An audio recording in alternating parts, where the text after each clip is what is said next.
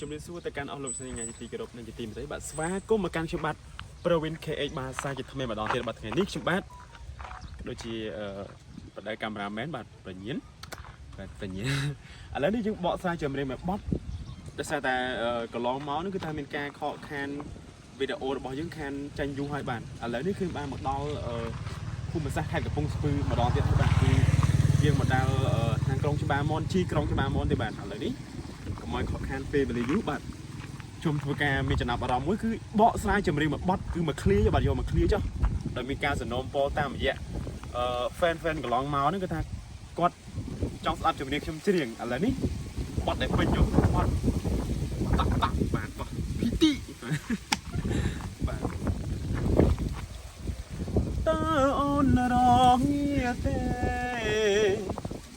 បានថែមានមេយប់នេះបាត់មិនឃើញខែ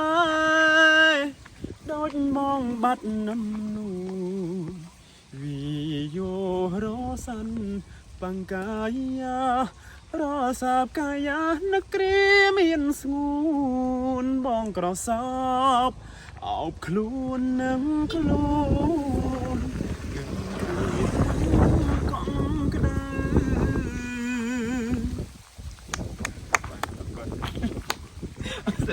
កាហ្វេ